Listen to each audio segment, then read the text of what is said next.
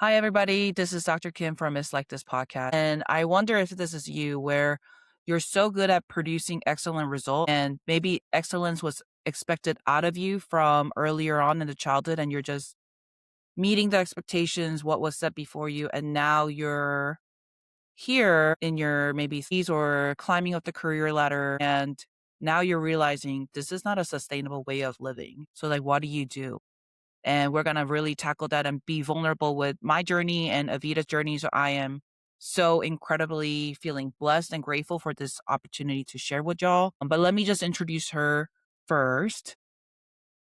So, Evita Moran, LMSW, is a trauma informed nonprofit leader, recovery advocate, and emerging executive coach whose work sits at the intersection of mental health, substance use, and systems change. A survivor of childhood sexual abuse and family violence, she transformed her own healing journey into a vocation, leading organizations that support youth, family, and professionals navigating addiction and mental health challenges. As a former CEO of Rise Recovery and founder of a pioneering recovery high school, Evita has spent more than a decade building peer-based, compassionate support that honor multiple pathways to recovery and reduce stigma in clinical, community, and workplace settings. Evita, I am so glad that we're here. What an impressive bio. But just tell me a little bit about you, like about this topic of meeting excellence all the time, burnout, right? Like sustainability. I mean, it's in your bio. Tell me like your story. Yeah, that's good question. There are days that I'm like, how did I get here? And not just in sort of on the good things, but in the spiraling that I find myself in, like alongside the good things. So, and I know a lot of the origins of that, and maybe for other people that can relate, I was definitely impacted by being the oldest of three children, and then also impacted by early. My mother and father divorced very early. I was three, then there was Mm, 2 and 1 year olds, and so I was really, I was just about to turn, 4. I very much I understood what was happening, and as soon as I sort of had the wherewithal to see the impact of that, I decided to put my wants and needs as a child on the back burner very early in my life. mm-hmm. I did not like seeing my mother, emotionally distressed. I didn't like seeing the weariness when my brother and sister would beg for toys, and of course I was as immature as a child, but at the same time, I grew this sort of intentional desire to be smaller and less disruptive to the Mm, environment around me, and I think that played a big part in sort of being growing up early, being parentified early, right. being responsible, feeling responsible early, Yep. and so that really stuck with me, and in order to sort of demonstrate that we were okay, I had to demonstrate that I was okay. And so that Mm, meant being very studious, being a good student, not shaking the waves too much. And I mean, I think there's also in behind that even just the genetic predisposition. I was a naturally precocious kid. I was just loved reading.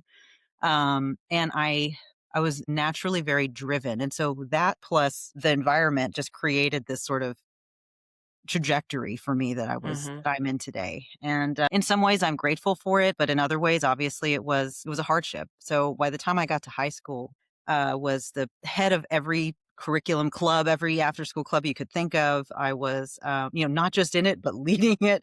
I was kind Yeah. of friend to everybody, and at the same time I was grateful I had that because it saved me from having to be home. Our home was not a particularly safe or stable one, very volatile. Mm, So being at school was a great saving grace for me. And I think it was that drive to stay away, but also to stay grown up that got me to out of there, out of that mm, environment into a life that I wanted to make for myself. So I kind of ran away as far as I could to New York City. I mm-hmm. went to Columbia University where I got to get an Ivy League education for my undergrad and graduate and figure out what I was outside of that chaotic environment. So, unfortunately, a lot of that involved creating my own chaotic environment because that was familiar to me. So, that was difficult. Relationships were very volatile. My behaviors were very, volatile because there was something about instability that was comfortable. And Mm, and I was able to, thank God I was surrounded, and I give God all the grace for this, for surrounding me with truly wonderful human beings.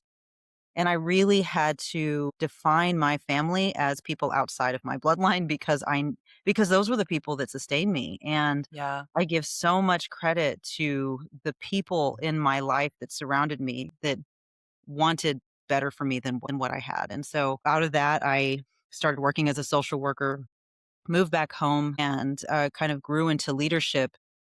And it was an accidental growth. It wasn't intentional. I didn't go in saying I want to be the CEO. But what happened was that I would find a system issue that if I could just like be the next person to manage that, I could fix it. And then you'd find a new level of systems issues and kind of, iterate that. So that's how I ended up doing what I'm doing today. Short It's a story. long road, and I think we can kind of break it apart and really study it, right? Because the pattern that you're describing is so common in Mm, high achievers. yeah. The element of being parentified, right? Is really giving what you are not. That just sets the bar moving forward because you have to scrape everything that you have to produce an outcome or a situation that made other people feel safer or better about themselves, right? Mhm.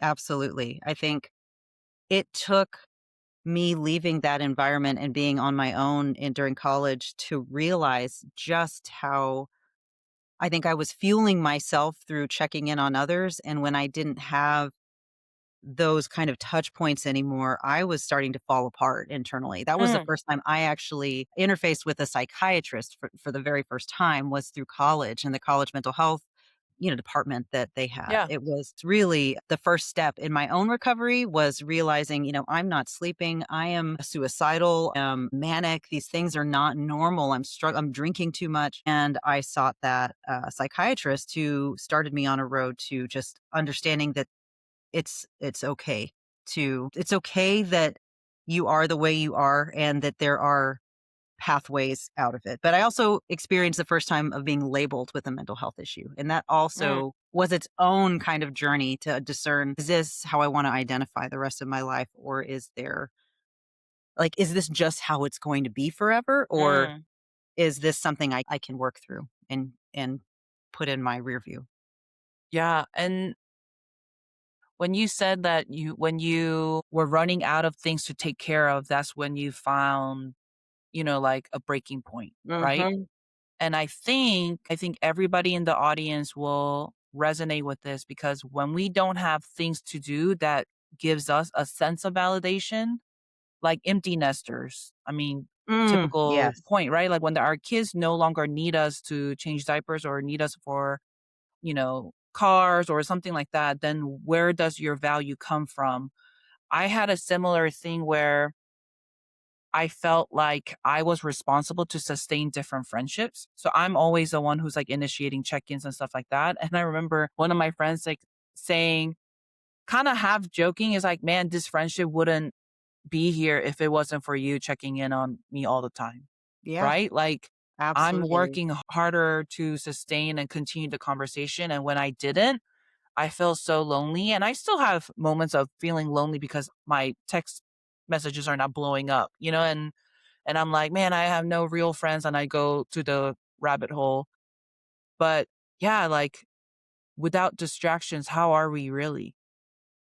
That is the ongoing journey, is being comfortable in stillness, being Mm, comfortable that I am enough, that I don't the itch is always there for me, frankly, and it's something that I am continually noticing, trying to think through how I choose to respond to it, but it's there. I feel like so much of my purpose has been helping others. And especially when that becomes a one-way street, like you mentioned, a one-way relationship, it really starts to deplete you and you start to lose your identity. And you're I felt like I was a shadow of myself at one point, especially with those more dysfunctional, maybe codependent type relationships. yeah.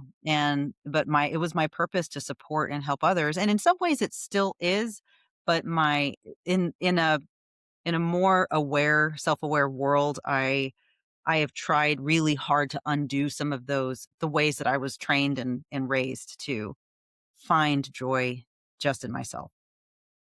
Yeah, and I think I'm learning to take care of others out of the overflow of me taking care of me first. Yes. Because when I'm depleted, I can't give what I don't have, and it just always ends up in like a ugly crapshoot dumpster fire situation, Yes. and I'm just like, I'm just really tired of that, And so resentful, like, if your purpose is helping others, but then you start to feel resentful about everyone asking for your help, that's absolutely. not Yeah. purposeful at all. It should bring No, you joy. and I think, speaking of, you graduating from Columbia, and I think my story is very similar. I went to Hopkins for undergrad too, where it all comes to where do you find your worth and value? And I think I put a high excellence of just like defeating the odds and being the best of the best. And I think the typical Asian parenting had to do that. Like if I got second chair in cello, then my mom would be like, why didn't you get first? Like Huh? there was Oh, yeah. no celebration. So I'm like, I hated that. But then it always felt like I have to go one up, one up, one up. And I wanted to go to Yale, I wanted to go to Ivy League and I went to Hopkins. And do you And that's still like it's yeah. it's hilarious though because everybody at Hopkins, well, everybody that I talked to never wanted to go to Hopkins.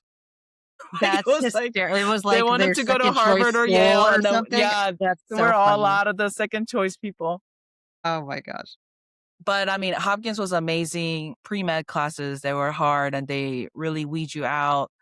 But, it was there that I got really sick of what cutthroat culture can do to little kids. Mm, So their GPA, their average is set to, I think other schools are set to like B minus, but they set it to C plus. So you put 1,000, 1,500, pre-med students who came here to be doctors and you set the average to C plus.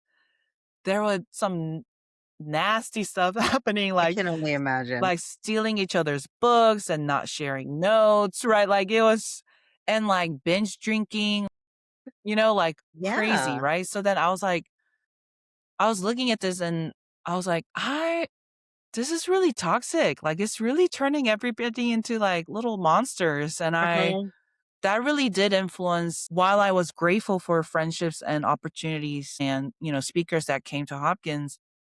It really made me want to come back to Texas in a way because then I went to Texas Tech for El Paso for more like I loved the school's mission and serving the community and they make us learn Spanish, so I started to value different things. But before that, it was like what the world called best of the best, all the Right. time and be better.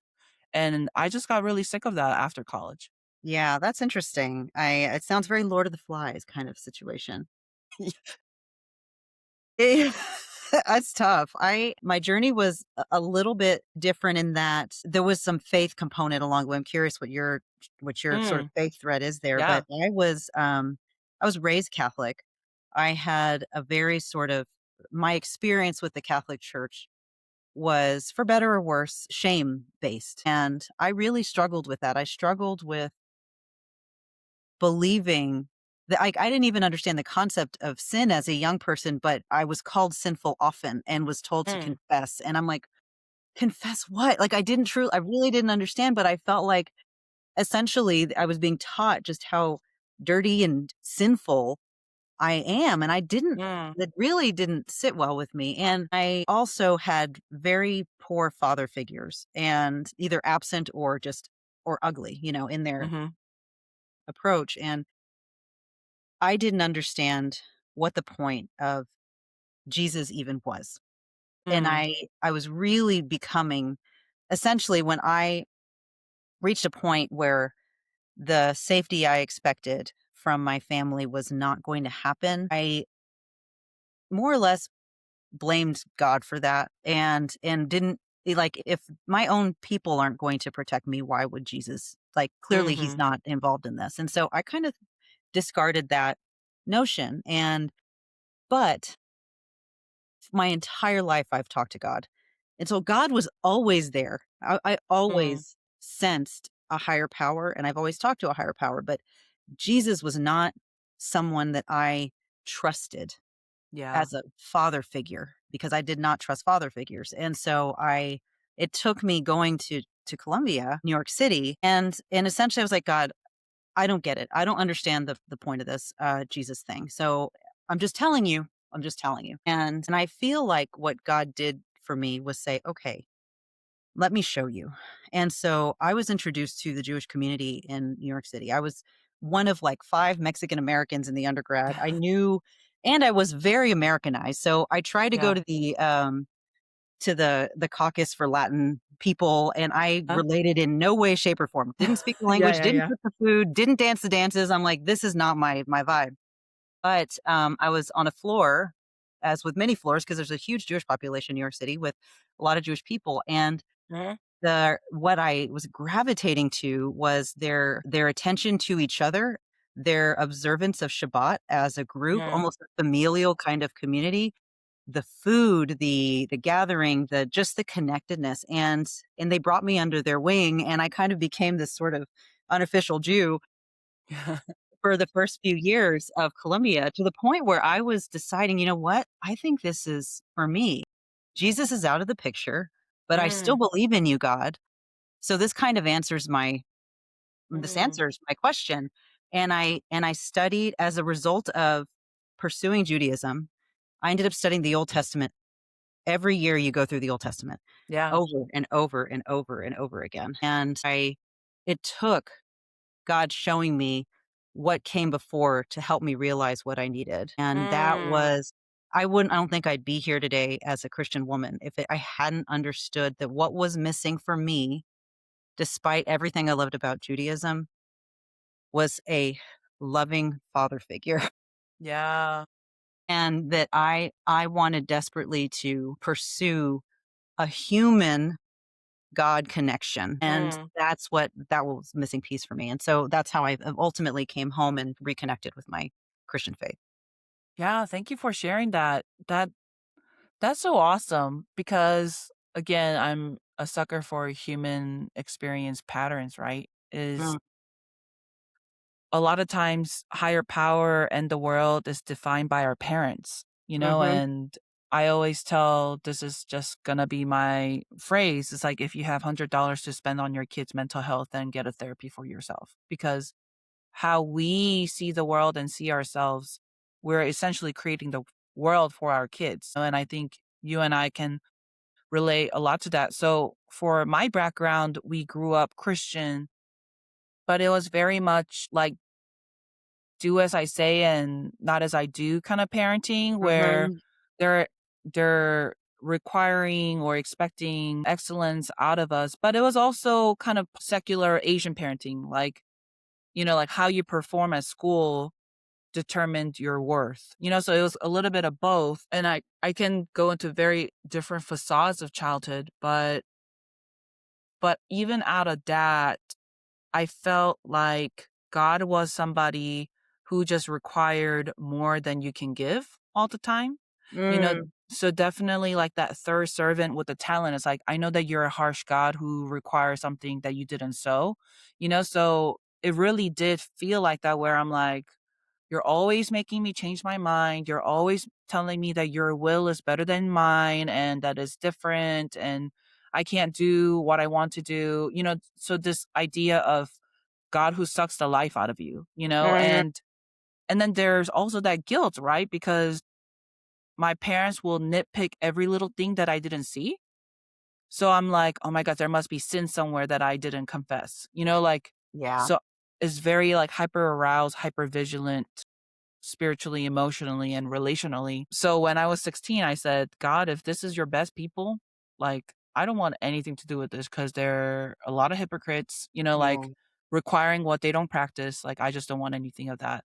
Went through the prodigal daughter moment myself, but then as all prodigal daughter son moments do, you have to face, oh, there's like consequences for doing whatever I thought I wanted to do. true, yeah, yes, But what was cool during this time was I was journaling this whole time. So, like, kind of like what you said is like, I decided that God didn't exist in my life, but I was like always journaling, like, now I'm doing what I want to do, but I'm not happy.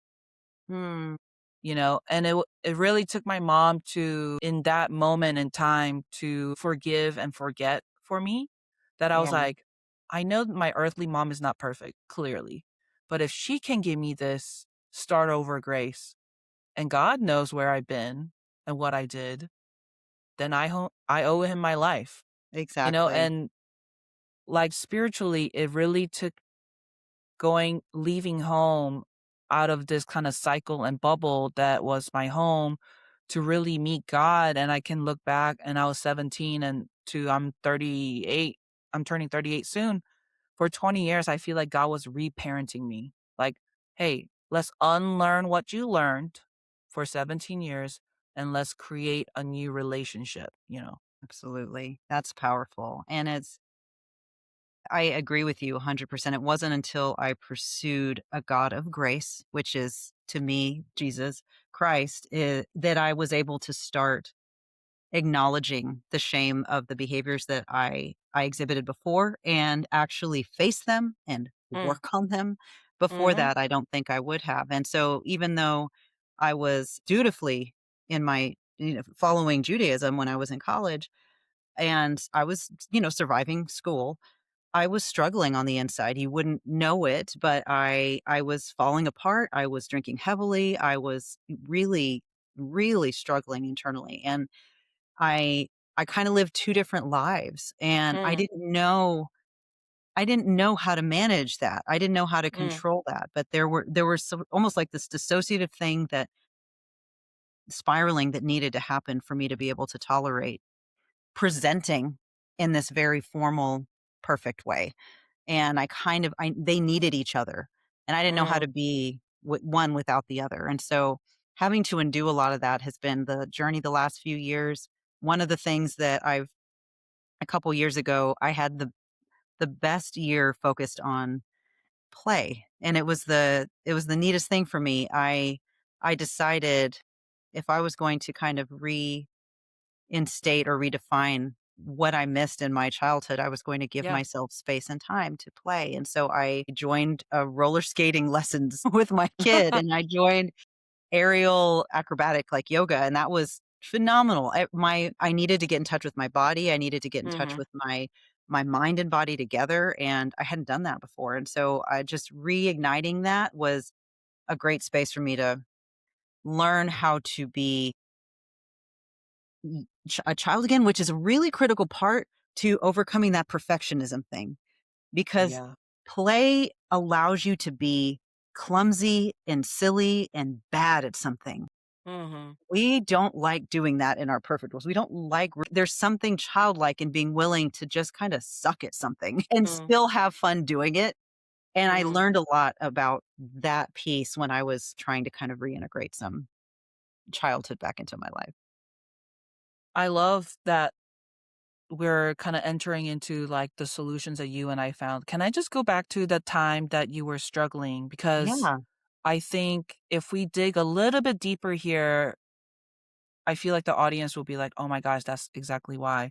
Mm, For us to stay excellent outside versus stay excellent internally, like spiritually, emotionally, behaviorally, mentally, right? How come you and I gravitated towards excellent on the outside? And why is it so hard to mm, maybe remember and pursue excellence in health and wellness internally? Like what? And it usually takes like a breakdown spiral going to a psychiatrist's office, like, usually to wake up like, oh my gosh, like I'm really like rotting inside. But it's like, what is that? What is that condition that maybe the blind side that we all have that we always kind of try to perform and be excellent outside? What was yeah. that for you? Oh my gosh, that's a great question.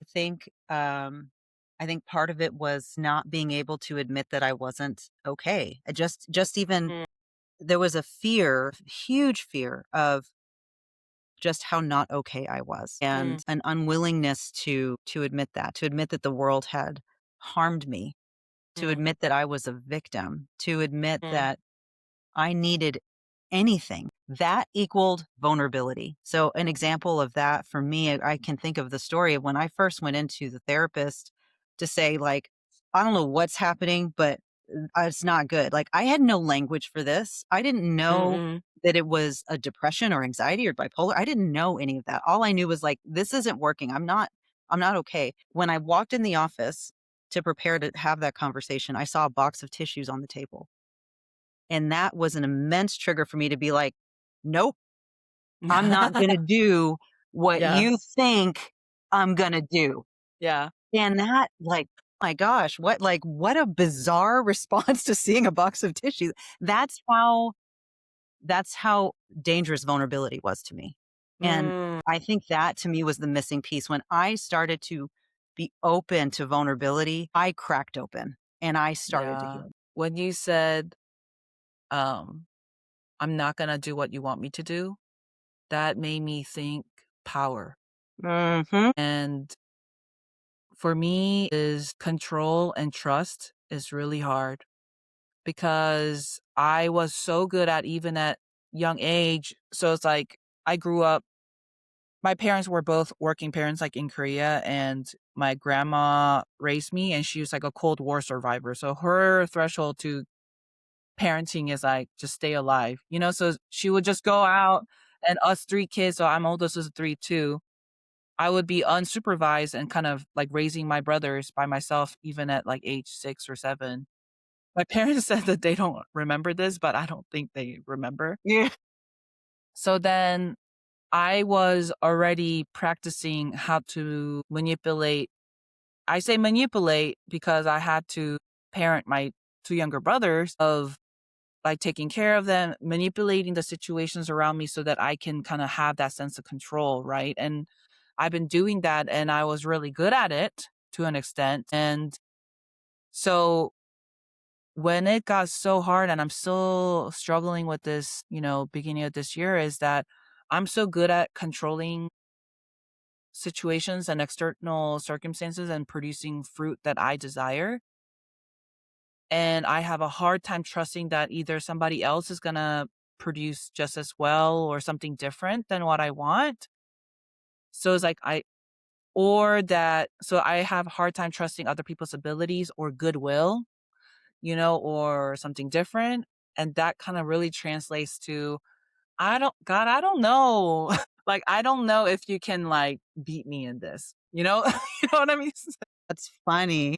Yeah. So I think trust and control of the outcome is a huge thing for me. Oh, yeah. I mean, I think that's such a universal struggle with, what are we willing to give, like, let go and let God, in the Mm, recovery rooms, that's what we say. And um, I agree with you. I think that what I tell myself often or what I tell people when I talk about what I can let go and let God is that I've always been able to I struggle giving anything to God. My marriage, my mhm, parenting, all of that, except for my employment, my work, my service, because I mm, that's the one thing I'm like, God, I am just going to follow your lead. I'm terrified. I don't know, but I feel called to do this, and in my heart and in my mind, I know I can. I will. I mm. will. Whether I can, I don't know. That's your call, but I will. Everything else, no, I don't know if you know God. I know. I think I know better. I swear. And it's so hard to just give that up.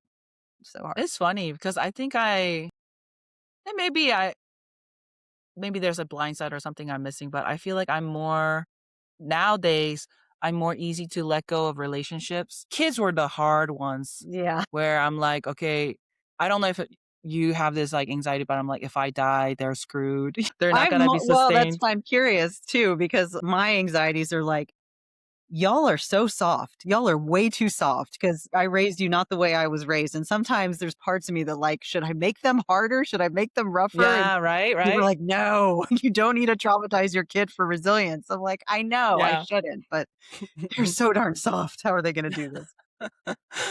um, it's like for work and producing outcome, like me starting my own business was really hard because I'm such a like metrics girl, Uh, and then like now I'm learning, wow, like entrepreneurs, like because medical school in a way is like you do the hard work, you go to the residency second year, third year, so it's like very like expected, like you yeah, can have a clear systematic. expectation, but like entrepreneur, like you can do all the hard work and it might not benefit you in any way. So I was Right. just like, oh my God. A lot of So faith. that was really hard in 2025.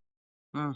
Um, so it's just like everybody has that kind of things to surrender, but I think you can really agree with me that surrender comes in pockets and in areas. And sure, he's not going to ask you what you're holding the tightest, but eventually he will. And I'll kind of enter into what you already did was like self-parenting and allowing play, allowing that childlikeness to enter back into your human experience. And I feel like the purpose of that, why God wants us to rest and depend and play and not worry, don't be afraid, is so that He can take care of us so that we can take care of other people around you. Oh, you are singing. I mean, like, that is so true. I think, I mean, you're helping me understand like the power of play. So many of our sort of like productive brains want to be like, but what's the value in that?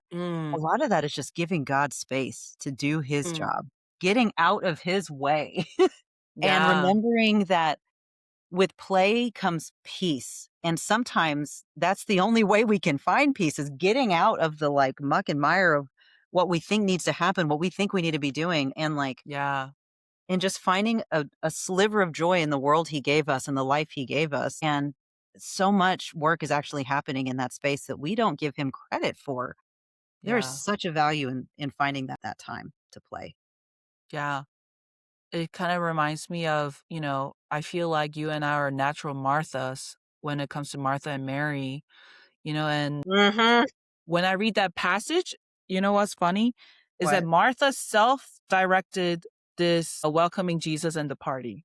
Like, Yes. nobody told her what to do. And she's like, let me just host y'all food because That's that's just like so out of the funny. goodness of my heart and this is what I want to do. But interesting thing is like we don't know how big the crowd was. I mean, it could have been like 70 plus people in her home.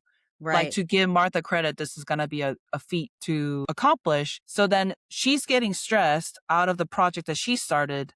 And now she's asking Jesus, can you just make Mary do her dutiful job, Her which is to job. be a hostess, which was my idea, and now I'm becoming bitter because I'm getting stressed you know? And I'm just like, oh my God, that's me. Like I'm so Martha. I start projects and I get stressed and I wonder why like nobody's helping me. Uh-huh, that was literally my scripture to meditate on 2 years ago because I'm so Martha that was the scripture I needed to learn. Yeah. Oh my And gosh. I just hope that everybody just laughs with us, right? Because Jesus says Mary has chosen what is more important. Yeah. And that was not to shame Martha because Martha the word is visibly shaken, like visibly troubled. And if I were to put fatherly tone on what Jesus is saying is, you don't have to do that, Yeah. you know? Like, I just want you to hang out with me, you know? Yeah, and it parallels, I think, as mothers, a lot of what the tension we experience with our children. It's the same Mm, thing. All they want are Marys, they don't want Marthas. yeah, And I feel like if we can look at God the way that our children look at us, we can learn from that and listen to that. yeah. It's a And I living. feel like when we are Mary first, I think we can be Martha, less troubled Martha later. Mhm. Because we're picking the projects that God is picking with us. We're doing it with Him, and we're not starting projects without Him. We're not finishing projects without Him. But it's kind of like when we abide and communicate and converse and really get to know who Jesus is, I think we pick less projects, you know, Mhm. and we pick projects that are within our margin. And there's a caveat to that because God does challenge us to take a feat that seems impossible, right? But the whole point is that we're being Mary first and we don't feel alone Right. and we don't feel like I had to do this on my own. I had to figure this out on my own. And I think that was my true biggest fear was, and I tell little Eugene all the time, is like, you don't have to figure out everything right now and you're not doing it alone. And that really just comforts little Mm. Eugene whenever she walks into a space of like, I don't know this. I don't know. Like, I've never done this before. But just letting her know, like, I'll be with you, and that's the biggest comfort that I think I have. Wow. I think that's stage 2 for me. So I love that because that's definitely where the inner Evita is right now. My inner child first just wanted me to spend time with her playing. Mm. And that's literally what I was responding to is I hear you. And I talk about my inner child so much in third person that even my husband's like, why are you talking about yourself like that? And I'm like, it's a counselor thing. Just bear with Yeah. me. Um, but it's the only way I could do what she needed. And then after I did that first season, she tugged on my sleeve and she said, okay, I'm good now. I'm done Mhm. playing. Would you just sit down with me and talk to me and listen to me? Mm. And a whole new wave of vulnerability came over me. I'm like, I was Yeah. so happy in play mode. Like Yeah. that silly vulnerability, that loosey goosey vulnerability, I could do that. I learned how to do that. But now you want me to just sit with you and hear Yeah. you? Like that's the That next reminds me stage of, of like, maturity. bedtime routine when our kids are like my kids go, "Play, play, play, play, play, play," and then when they lay down, like, at 8 p.m. when they should be sleeping, they're like, "Mom, I need to tell you something that happened at Yeah. recess." That's yeah. Next Like, he stage. was like, "I was so sad." I'm like, "Why are you guys telling me I this?" know. Like, "You could have told me, like, earlier." That's so funny. Yeah, I totally agree. And I think it's hard. It's hard for me as a mother to remember that my kid needs more validation than correction Mm. and to be in that. And it reminds me too that like not only did I not get a childhood in the way that I got to play because I had to be second parent early, I also didn't Yeah. get listened to. I didn't get that. Yeah. I was Yeah. not up until even at post abuse. I think that that was the biggest injury to me was not, and I talk about this as much as I can. Yeah. It's less the abuses that happen that were Mhm. injurious to me and more the lack of safety and response that I got from people who were supposed to take care of me when it was known. Yeah. That was Same. 10,000 times more injurious to me Yeah. than the actual incident because the world is going to hurt. The world is going to suck. Bad things are going to happen. Death, violence. We can't avoid that.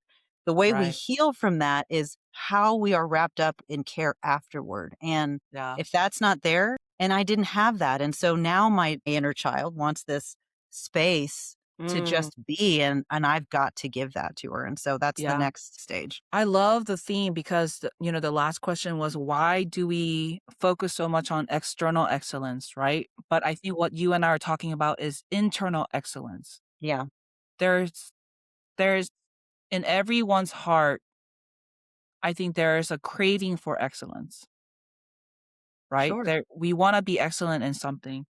But with external high achievers like you and me, the oldest child syndrome, the go-getters, the metrics, the planners in us, the Marthas in us, um I think we can really channel that thirst for excellence in how well we are taken care of Mhm. and how well we're attended to.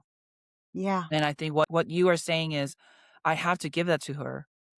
That's you, that tenacity, capable Evita, you know, now showing that love and care and attention to little Evita. And that's a really wonderful thing because we want to create that safe space, that fun space, and able space, internally within us, you know. we do. We do. And I think in the word self-care is kind of overused and Mhm. people have different feelings about it. But I think that's really what that is on the inside is Mhm. just pausing to listen to yourself, to listen to your inner child, to listen to your vulnerabilities, to talk yourself into love and care of yourself. And it doesn't what I've had to learn over the years is that it doesn't have to be these huge big things. It doesn't have to be $100 massage or a Yeah. $50, nail appointment. It can be one of the things I do is every morning, provided it's not raining, I take the dogs out in the backyard and I sip coffee on my little camp chair. And like that's for me. That's not for anybody else. Choosing to take a hot bath, choosing to Mhm. just do these tiny little favors for yourself. We miss that so much and we just kind of scurry around at the bequest of everybody around us. But when we pause 5 minutes, 10 minutes, Yeah. if you can meditate, even better. My brain's not there yet, but you can find space that tends to yourself in a tender way, and I think that's really what I'm pursuing right now because life doesn't change. It doesn't get any less busy, demanding, but you're so much more clear and productive and joyful when you just Mm. take those pauses. I think for me, it's saying no. Mm, When people are like, "Oh, you should do this," like, right now people were like, you should write a book or you should do this. And before me was like, oh my gosh, another thing that I have to do. Right. And Yeah. while I will be curious to write a book down the line, I think it's like kind of zooming out and saying, how are you doing? Like, are you getting enough rest? Are you Sleep, exercising? Right? Like, exercise. are you able to cook Mm. healthy meals? So it's like saying no to projects and like next level achievements to say, it's just staying right here is okay. Like, Mhm. and really kind of focusing on taking care of myself so that I can take care of my kids. Cause I'm so blessed to have like older friends that tells me this season is only right here, So that really helps me focus on like, I don't have to say yes to all the things, you No, know? you don't, and that is equivalent to enoughness, like, you are Mm, enough, you have enough. That's really hard to feel and believe in a world that is constantly insisting that we don't have enough and that we aren't enough so that we yeah, can buy the next thing, achieve yeah, the next thing, make the next dollar. That's not it's just that's an not endless true. pursuit. No, Yeah, it's false. No, the yeah. answer is no. I love it. And let me ask you this, what would be kinda like your one thing that you want the audience to know from what we talked about today? I would say we said this a little before recording, but, that if I can just remind myself, and if you can just remind yourself that God steers, I row. My job is not to determine the outcome. My job is just to row faithfully on God's wave, and I will do that. And so I think that has been a lifesaver in times where I feel like I don't anxiety of not knowing, Mhm. overcomes me. So I'd highly recommend that phrase. And Yeah. yeah, I think I'll close with that. I think the other thing I wanted to mention is I've got in the corner of my screen, you can see this moose antler. It's a shed. It falls off in the, every season. And I love that symbolism of moose. Everything we talked about Mm. they're this mix of both grandeur and ridiculousness. They're dopey looking. They're kind of awkward, Yeah. but they're also majestic. And like that is the symbolism I try and step into every day. And to me, that's that mix of God, I am your servant. I will do whatever I need to be strong for you. But I'm also so vulnerable. I'm also Mm. so human, so fallible. And I think that's a daily reminder for me. So I'll leave with that. I love that. Well, I hope that the audience has gotten encouragement to be a moose Yeah, do it. from this episode. And I'm just curious for the audience, if you really liked what Avita and I shared and you want more, comment below on any questions that you want to ask us. And maybe that will be a good segue for our next episode. So go ahead and do that. And Avita, thank you so much for your time. Thank you. Thank you, And Eugene. yeah, and let's keep this conversation going. Let's keep doing it. I love it.